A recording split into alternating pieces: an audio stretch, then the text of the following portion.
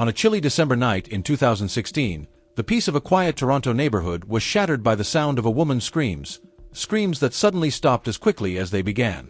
Inside the house, 3 kids were asleep, completely unaware of the terrible events unfolding just a few rooms away. By the next morning, 40-year-old Dr. Elana Frick, a well-loved doctor and mother of 3, had disappeared. Her husband, Dr. 𝐬𝐻𝐫𝐞𝐿, claimed she had left the house with a suitcase and another man. But what seemed like a simple explanation was hiding something far darker. What really happened to Elana that night? And how did her perfect life take such a tragic turn? Elana Frick was born in 1977 in Windsor, Canada, to Joseph and Anna Frick. She had an older sister named Caroline. Her parents were originally from Croatia and had moved to Canada in the 1960s to work for General Motors. After Caroline's birth in 1970, the Fricks faced heartbreak, losing 2 pregnancies and being told by doctors they wouldn't be able to have more children. Against all odds, Elana was born in 1977, and her parents saw her as nothing short of a miracle. When Elana was young, the family relocated from Windsor to 𝐃𝐿𝐴, a small town in southwestern Ontario, where she grew up. Known as a bright and curious child, Elana spent much of her free time immersed in books. She attended St. Peter's Elementary School and later St. Anne's High School. In high school, she participated in Croatian folk dance and spent her summers working in nearby cornfields. Elana was also athletic, joining her school's track and field team. During her school years, Elana met a boy named Matt Renauld, and the two quickly became inseparable. They shared everything, from meals with each other's families to a deep love for music. In the 1990s, they fulfilled a shared dream of attending a Nirvana concert, their favorite band. Their bond seemed unshakable, and friends and family believed they were destined to marry. However, life took a turn after high school when Elana began studying medicine at the University of Ottawa, while Matt stayed in their hometown. The long-distance relationship proved challenging, and despite their engagement, Elana eventually ended it, focusing entirely on her studies. Elena's drive to succeed stemmed from witnessing her parents' grueling work at the General Motors factory. She often remarked on how exhausting their jobs were and resolved to secure a career that offered financial stability and a better quality of life. Her determination paid off, and she excelled during her time at medical school. In 2003, while working as a resident at the Ottawa Hospital, Elana was playing pool in the recreation room when she caught the eye of 𝐬𝐻𝐫𝐿, a neurosurgery resident. Mohammed, the son of renowned thoracic surgeon Dr. 𝐟𝐨𝐫𝐿, came from a wealthy and prestigious family in Ottawa. He had attended the country's best schools and was considered a medical prodigy. Mohammed began joining Elana for games of pool and eventually asked her out. Elana was captivated by his intelligence, ambition, and elite background. Despite her growing feelings, she sometimes doubted whether she was good enough for him. Their relationship, however, was far from perfect. While Elana was deeply invested, Mohammed's behavior often left her disappointed. He skipped her medical school graduation under the pretense of being ill, only for her to later discover he had been out with friends. He was also unfaithful, seeing another woman from his university days. Despite these red flags, Mohammed's charm and persistence convinced Elana to stay with him, even after she had tried ending the relationship twice. In April 2004, Elana introduced Mohammed to her parents. Joseph and Anna were unimpressed, finding him distant and disinterested in engaging with them. Joseph advised Elana not to settle for someone like Mohammed, believing she deserved better. One morning, Anna overheard the couple arguing. When she asked what was wrong, Elana, visibly upset, insisted it was nothing more than a sleepless night. Anna left them alone, assuming it was just a harmless disagreement. Not long after, Elana discovered she was pregnant. Mohammed faced a dilemma, as his Muslim parents would be furious about an out-of-wedlock child and his choice to marry outside their faith. Weighing his options, Mohammed decided marriage was the best solution. Together, he and Elana began planning 2 weddings, one to honor his family's traditions and another for hers. On September 1, 2004, Elana and Mohammed held a traditional Muslim ceremony in Ottawa. At nearly 5 months pregnant, Elana adhered to the customs, including having her hands adorned with intricate henna designs, which her Christian mother found unsettling. The wedding highlighted the stark contrast between the couple's backgrounds. Elena's guests were primarily hard-working relatives, while Mohammed's were prominent figures in the medical community. Alcohol was officially forbidden at the ceremony, though some guests discreetly drank in the parking lot. While their union seemed like a compromise between their different worlds, the complexities of their relationship hinted at the challenges that lay ahead. Before their second wedding at a Catholic church, Elana and Muhammad were required to attend several counseling sessions. Muhammad, however, refused to participate and asked John Mark, a mutual friend, to attend in his place. When John declined, the sessions were skipped entirely. Despite Muhammad's indifference and lack of effort, the couple proceeded with a small wedding ceremony at St. Francis of Assisi Church in Windsor. This one was modest, with fewer guests. To hide the lingering henna tattoos on her hands, Elana wore elbow-length white gloves. After the ceremony, the couple rode in a limousine to the Caesars Hotel and Casino, where they spent part of their honeymoon. Shortly after, they purchased a home in Ottawa and moved there. Elana began working as a family doctor at the Ottawa Hospital, while Muhammad continued his residency in neurosurgery. In January 2005, after a challenging pregnancy, Elana gave birth to a baby girl. She was overjoyed by the arrival of her daughter, but Muhammad appeared detached and uninvolved. His focus remained on his career, often retreating to the upstairs study as soon as he returned home, barely interacting with his wife or child. Tensions grew when Muhammad's family visited shortly after the baby's birth. While Elana was upstairs breastfeeding, she didn't come down to greet them, which enraged Muhammad. Later, he berated her, claiming it was her duty to welcome guests at the door as a sign of respect. Feeling increasingly isolated, Elana confided in her parents, saying she felt as if she were walking on eggshells in her own home. Over time, Muhammad's controlling behavior escalated, and he began having unprovoked fits of anger. While Elana rarely spoke about her struggles, friends and family noticed her growing unhappiness. Muhammad also criticized her appearance, ridiculing her weight gain and belittling her cooking. A month after the baby's birth, tensions reached a breaking point when Muhammad, in a panic, called Elana's parents, claiming she wanted a divorce. Elana quickly took the phone from him, assured her parents that everything was fine, and ended the call. Not long after, while her parents were preparing to attend church one Sunday, they received a missed call from Elana's home. Using their phone's redial feature, they called back, only to overhear a heated argument. Muhammad's furious insults toward Elana echoed through the line, leaving her parents horrified. In the spring of 2005, Muhammad was accepted into a prestigious PhD program in biomedical engineering at Duke University in North Carolina. Seeing this as an opportunity, Elana enrolled in Duke's master's program in public policy, and the couple planned to move to the United States that fall. However, just days before the move, an argument turned violent, and Muhammad physically assaulted Elana. Terrified, she took her daughter and sought refuge at a friend's apartment.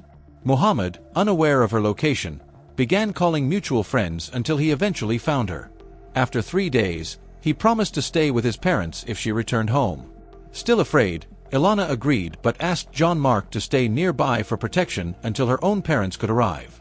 Following the incident, Muhammad faced 3 criminal charges, 1 for assaulting Elana and 2 for issuing threats.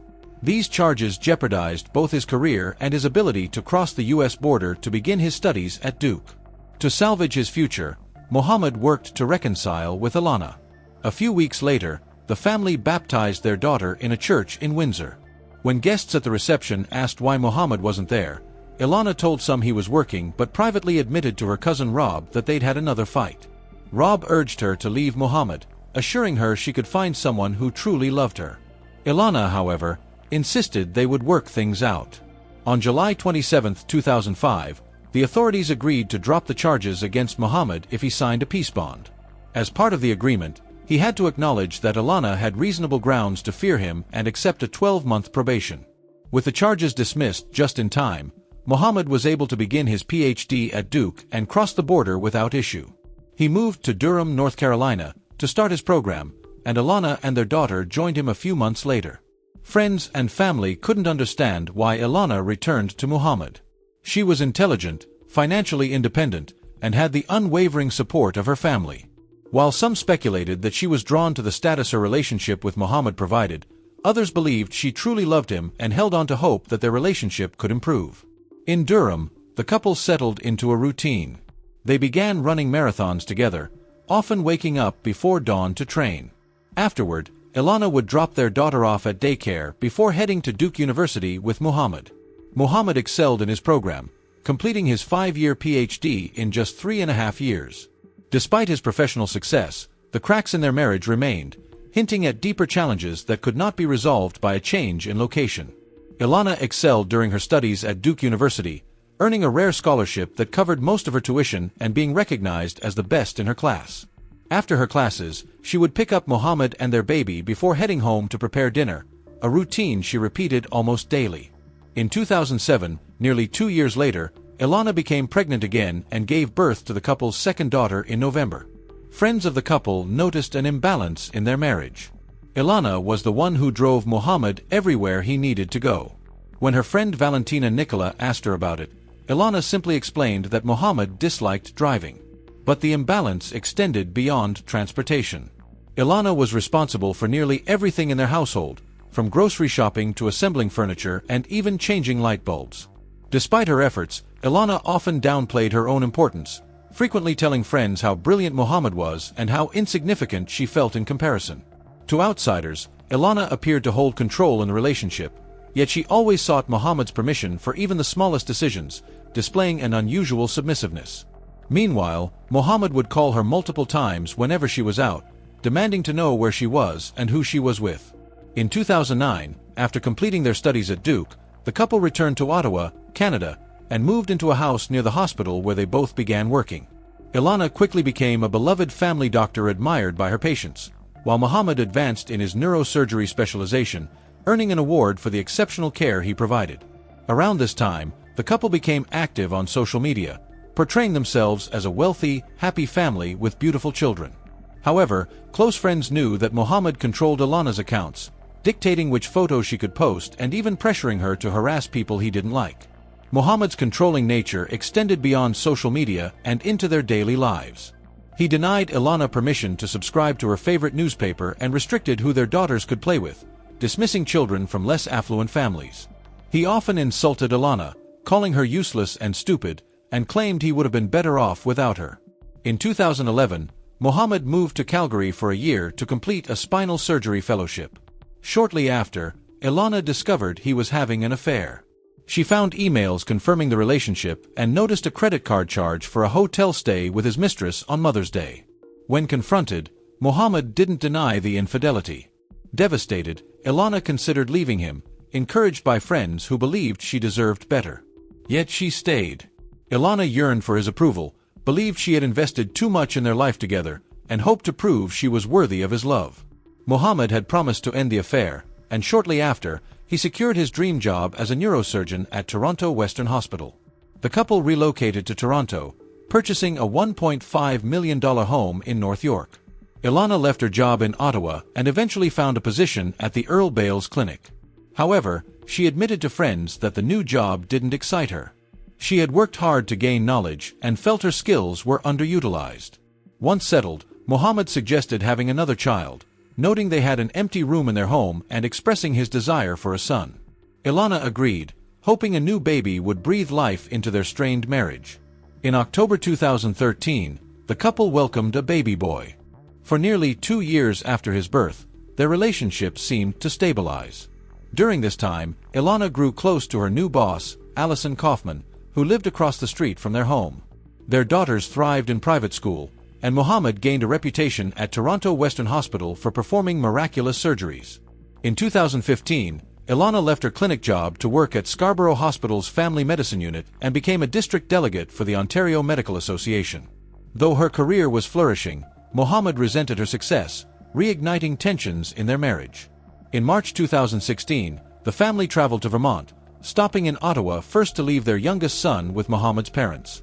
That evening, Mohammed called Elana's parents, claiming she had severely cut her right palm and was undergoing surgery. Elana later provided conflicting explanations for her injury, including hitting a glass on the counter, cutting vegetables, and breaking a dish while washing. None of her stories seemed plausible, and it was clear her wound wasn't accidental. In Vermont, tensions escalated further. The couple argued about Mohammed's affair in Calgary, during which he cruelly compared Elana to his former mistress, claiming the other woman was far superior. The argument turned violent when Mohammed attempted to strangle her. Elana later confided in friends about the incident but chose not to report it, fearing how U.S. authorities might handle a man named Mohammed. A few months later, the couple celebrated their 12th wedding anniversary, which would ultimately be their last. Elana gave Muhammad a heartfelt card that read, "My dearest Muhammad, I love you with all my heart. 12 years, 3 kids, 4 cities, 2 countries, and a lifetime of memories. I can't wait for the next 50 years." But the truth was far darker than her words suggested. By late 2016, Elana had started discussing divorce with Muhammad. Panicked, he begged her to reconsider, and though she agreed to think it over, her suspicions grew that he was involved with another woman. When Elana confided her suspicions to her friends, one jokingly suggested that she should get a lover herself. Surprisingly, Elana did just that. She met another doctor who was also married with children. He treated her with kindness and made her feel desired again. Elana later told a friend it was the first time she'd experienced a shred of happiness since marrying Muhammad. Her lover encouraged her to leave Muhammad and imagine a life without him. Emboldened, Elana consulted a lawyer to initiate divorce proceedings. She revealed something she hadn't told anyone else, that Muhammad had assaulted her violently in October. It was the final straw for Elana, who decided she needed to leave, not just for herself but for the safety of her children. By late November, Elana officially filed for divorce. Muhammad attempted to win her back by gifting her a large box of chocolates, but she remained resolute. On November 24th, she sent an email to a friend apologizing for her recent absence. "I'm in the process of separating from my husband, and things at home are chaotic. I'll try to catch up with you this weekend. I'll be away at a conference." Elana attended the conference that Friday, where she spoke on panels, networked, and socialized. Muhammad messaged her throughout the weekend, feigning the role of a supportive husband. Upon returning home Sunday night, Elana told her close friends that she had served Muhammad with divorce papers.